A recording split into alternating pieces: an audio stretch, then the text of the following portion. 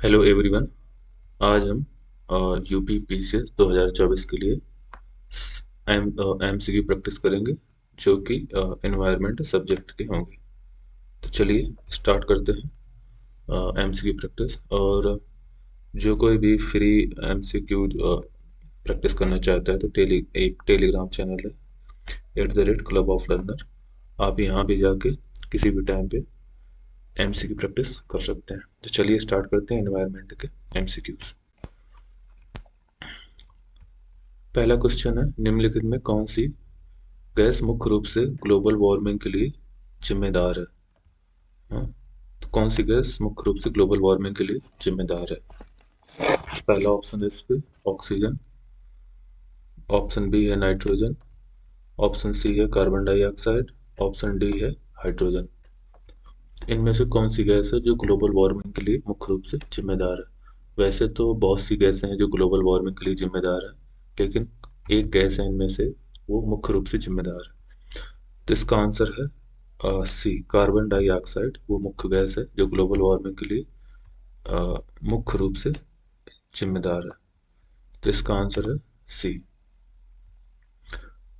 अब जैसे कि देखा जाए ये कार्बन डाइऑक्साइड क्यों जिम्मेदार है, मतलब ये वैसे तो देखें तो हमारी धरती पे मतलब बहुत सारा कार्बन अवेलेबल है, बहुत सारे कार्बनिक पदार्थ हैं। जीव जंतु का निर्माण भी कार्बनिक पदार्थों से हुआ है। लेकिन अगर यही कार्बन जब गैस के फॉर्म में आ जाता है, कार्बन डाइऑक्साइड के फॉर्म में आ जाता है, तो यह पृथ्वी को एक तरह से गर्म करने का काम करता है। जो सूर्य से ऊर्जा आती है उस ऊर्जा को ये अवशोषित करता है, अवशोषित करता है। और वायुमंडल में जब अवशोषित करता है ऊर्जा को, ऊर्जा बाहर नहीं जाने देता। जितनी आती है सूर्य से, जितनी ऊर्जा आती है उतनी वो ऊर्जा बाहर नहीं जाने देता ये कार्बन डाइऑक्साइड, जिससे पृथ्वी का तापमान बढ़ता है। और इसलिए ये गैस मुख्य रूप से ग्लोबल वार्मिंग के लिए एक तरह से जिम्मेदार हो जाती है। अगला क्वेश्चन, जलवायु परिवर्तन से निपटने के लिए ग्रीन हाउस गैस उत्सर्जन को कम करने के उद्देश्य से कौन सा अंतर्राष्ट्रीय समझौता है किया गया है या किया गया था? Option A Montreal protocol, option B Kyoto protocol, option C Basel convention, option D Vienna convention. तो ये चार ऑप्शन है।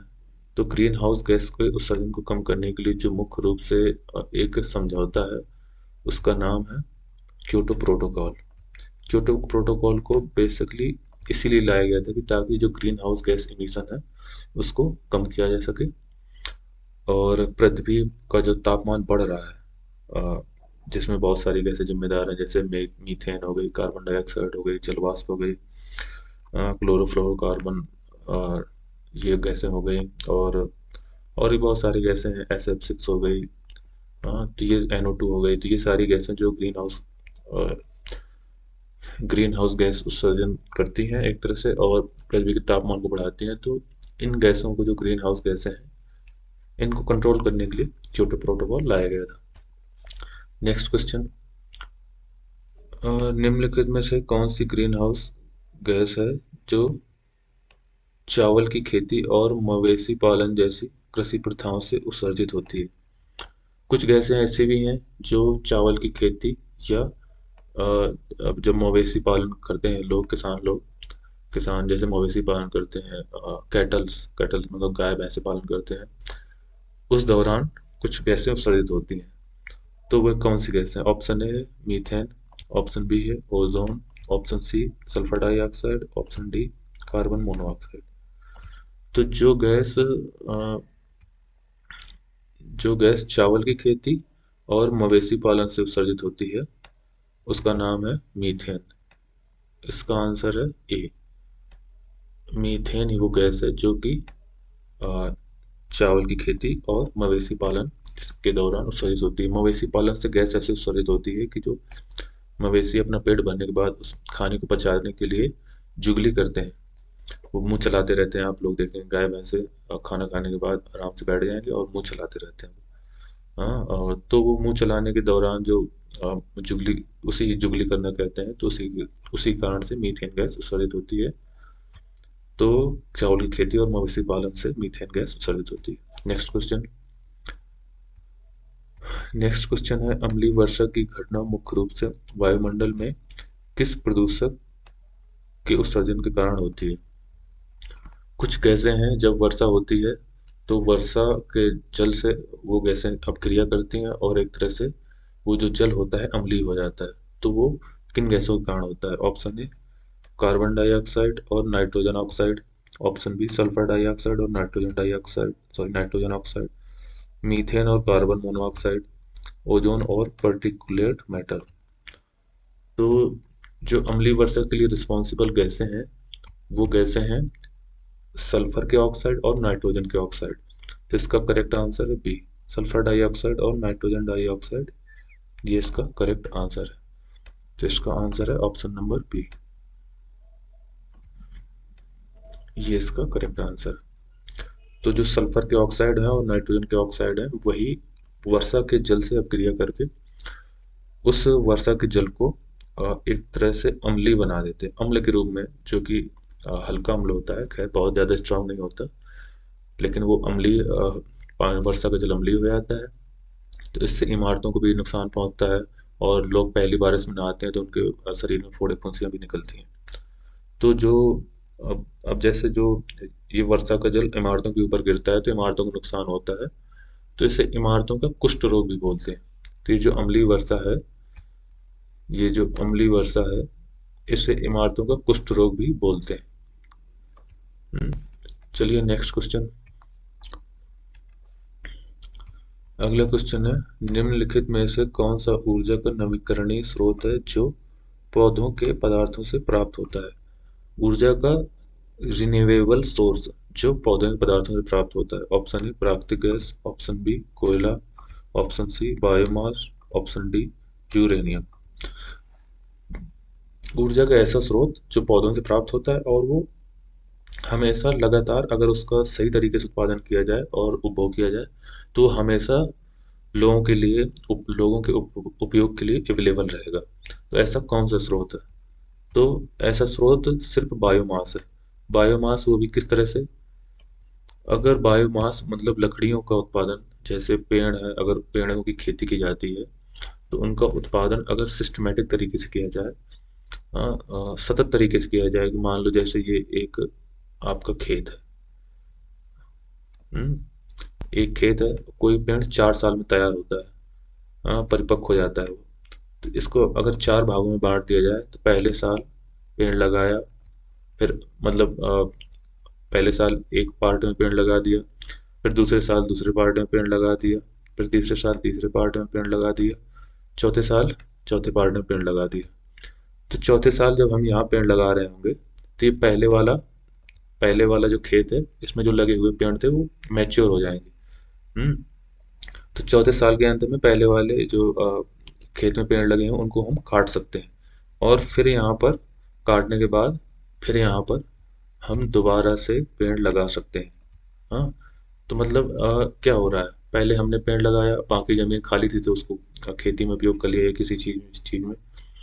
तो एक तरह से यहाँ पर अब हम ऐसे करेंगे तो 4 साल बाद इसके एक के पेड़ कट जाएंगे और फिर यहाँ पे नए पेड़ लगेंगे, और ऐसे ही जब अगले साल इसका नंबर आएगा दूसरे का, इसके पेड़ कटेंगे और फिर इसमें पेड़ लगेंगे। तो एक तरह से क्या हो रहा है, एक तरह से साइकिल चल रहा है जिसपे आप पेड़ भी लगा रहे हैं और आपको लकड़ी भी मिल रही है। तो इस तरह से हम बायोमास को पा सकते हैं। कैसे? रिन्यूएबल एनर्जी के तरीके से, एक तरह से नवीकरणीय तरीके से हम लकड़ी को या ऊर्जा को प्राप्त कर सकते हैं। लेकिन इसमें जैसे और भी ऑप्शन है, जैसे कि कोयला हो गया। कोयला तो बनने में बहुत टाइम लगता है, लाखों करोड़ों साल लगते हैं। नेचुरल गैस भी, जहाँ कोयला होते हैं और कोयला होती है और पेट्रोल होते हैं। जनरली पेट्रोल मतलब फॉसिल फ्यूल जहाँ पे होते हैं, क्रूड ऑयल, वहाँ पे नेचुरल गैस निकलती है।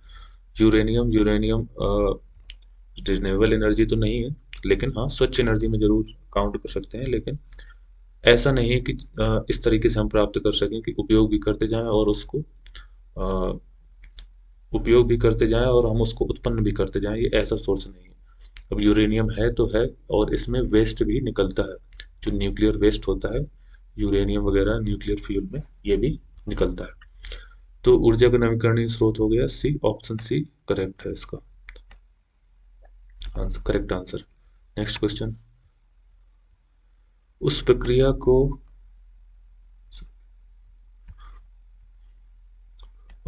को क्या कहते हैं जिसके द्वारा पौधे पानी को अवशोषित करते हैं और इसे वायुमंडल में छोड़ते हैं? ऑप्शन ए वर्षा, ऑप्शन बी वाष्पोत्सर्जन, ऑप्शन सी वाष्पीकरण, ऑप्शन डी संघनन। तो प्रक्रिया जिसके द्वारा पौधे पानी को अवशोषित करते हैं और वायुमंडल में छोड़ते हैं।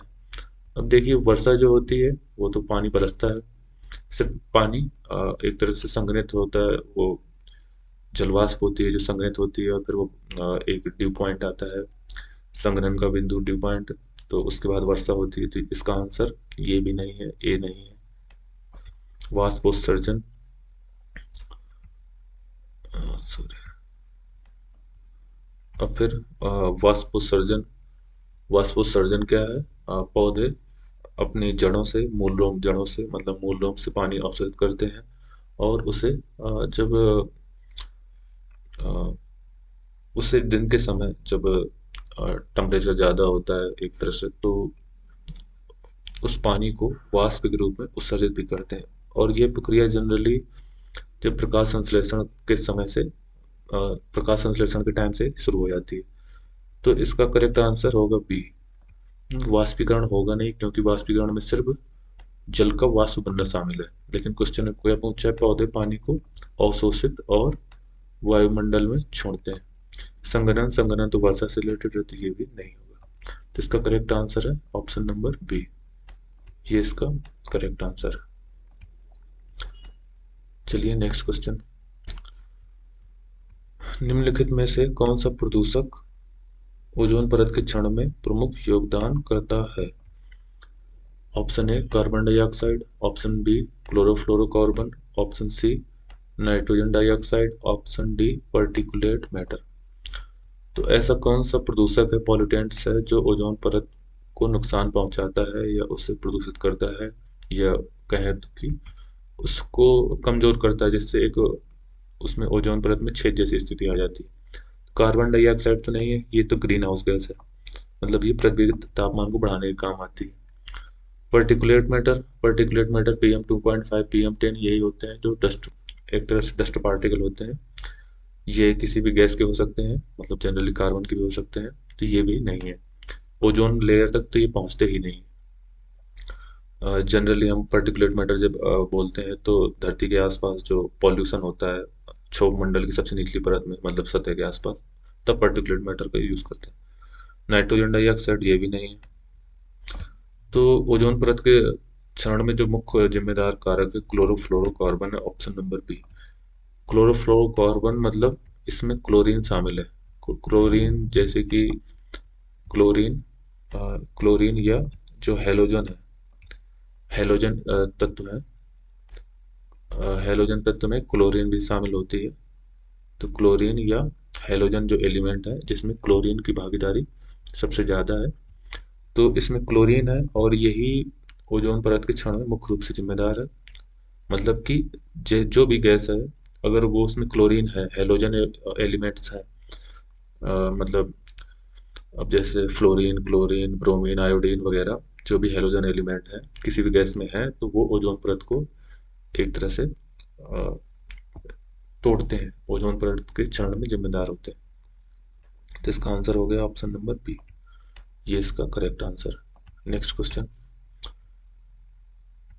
शिशुओं में ब्लू बेबी सिंड्रोम निम्न में से किस के उच्च स्तर के दूषित पानी के सेवन के कारण होता है? हाँ, क्वेश्चन ये है कि ब्लू बेबी सिंड्रोम होता है जो, वह किसके उच्च स्तर के दूषित पानी के सेवन के कारण होता है? मतलब पानी में कुछ ऐसा मिला हुआ है जिसके कारण ब्लू बेबी सिंड्रोम होता है, तो वो क्या चीज़ है जो हाई लेवल पे उच्च स्तर पर पानी में मिली हुई है? ऑप्शन ए है सीसा, ऑप्शन बी है पारा, ऑप्शन सी है नाइट्रेट, ऑप्शन डी है आर्सेनिक। तो इसका जो आंसर है, ब्लू बेबी सिंड्रोम का प्रमुख कारण है नाइट्रेट पॉल्यूशन। जब कभी कभी धरती में, धरती के जल में या ग्राउंड वाटर में नाइट्रेट मिला होता है, पानी में नाइट्रेट मिला है, पानी प्रदूषित है, तो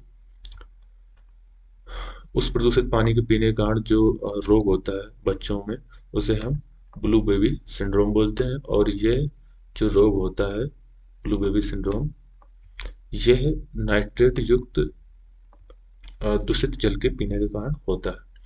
तो अ, इसका आंसर हो गया ऑप्शन नंबर सी, ये इसका करेक्ट आंसर है। नेक्स्ट क्वेश्चन, निम्नलिखित में से कौन सा संगठन जैव विविधता हानि और जलवायु परिवर्तन जैसे पर्यावरणीय मुद्दों को संबोधित करने के लिए वैश्विक प्रयासों के समन्वय के लिए जिम्मेदार है?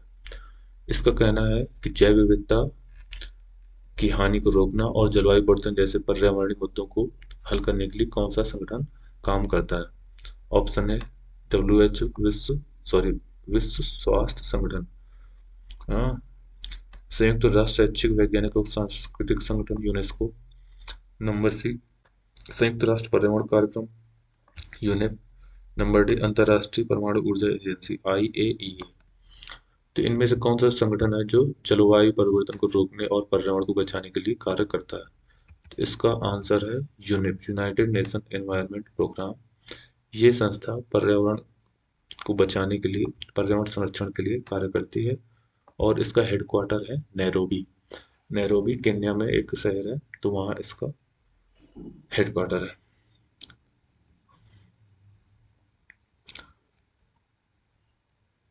नेक्स्ट क्वेश्चन, जीवाश्म ईंधन जलाने और वनों की कटाई जैसी मानवीय गतिविधियों के कारण पृथ्वी के औसत तापमान में क्रमिक वृद्धि का वर्णन करने के लिए किस शब्द का उपयोग किया जाता है?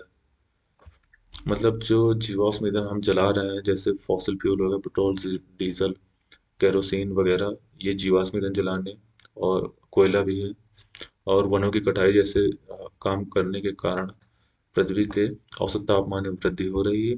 और इस टर्म को किस नाम से, ये जो शब्दावली है, ये पूरे इस क्वेश्चन के लिए, तो ये सब क्वेश्चन की बात किस शब्दावली की ओर इंगित करती है? ऑप्शन ए मरुस्थलीकरण, option B global warming, option C अम्लीकरण, ऑप्शन सी यूट्रोफिकेशन। देखिए, मरुस्थलीकरण तो वो होता है जिसमें जिस जगह भूमि का क्षरण होता है और वहां पर नमी की कमी आती है। भूमि का क्षरण और नमी की कमी, तो इस तरह से वो चीज मरुस्थलीकरण कहलाती है। लैंड डिग्रेडेशन और जो भूमि में जो नमी है, या बोले जल की मात्रा है, उसमें जो कमी आती है, तो मरुस्थलीकरण की जैसी समस्या उत्पन्न होती है। और अम्लीकरण, अम्लीकरण क्या होता है? जब वायुमंडल में ये जैसे कार्बन डाइऑक्साइड वगैरह ऐसी गैसें जो अम्ल का निर्माण करती हैं, वो बढ़ने लगती हैं। या समुद्र में ऐसी गैसें जैसे कि कार्बन डाइऑक्साइड, कार्बन का स्तर बढ़ेगा तो कार्बन को बहुत सारी चीज़ें ऑब्जर्व करती हैं, जिनमें समुद्र का बहुत बड़ा रोल है।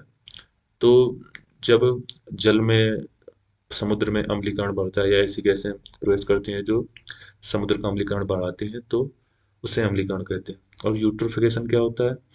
जब किसी वाटर बॉडी में, मतलब झील हो या तालाब हो, वहाँ पर बहुत सारे पोषक तत्व बारिश के साथ बह के उसमें प्रवेश कर जाते हैं। वो आपके किसानों के द्वारा दी गई खाद भी हो सकती है, कूड़ा करकट गोबर, ये कुछ भी हो सकता है। हाँ, तो वो यूट्रिफिकेशन होता है। लेकिन जिस टर्म की बात इस क्वेश्चन में की जा रही है, उसका नाम है global warming. Actually global warming ही पता तो होगा आपको ही। तो ये ग्लोबल वार्मिंग ही है जो पृथ्वी के तापमान को बढ़ा रही है। तो इसका करेक्ट आंसर है बी, ग्लोबल वार्मिंग। इसका करेक्ट आंसर है बी। तो चलिए, थैंक यू सो मच, इतने क्वेश्चन थे। फिर मिलते हैं। और जिसको एमसीक्यू प्रैक्टिस करनी है, वो इस टेलीग्राम में आ सकता है। क्वेश्चन डेली डेली अपलोड किए जाते हैं। ठीक है, थैंक यू सो मच, फिर मिलते हैं।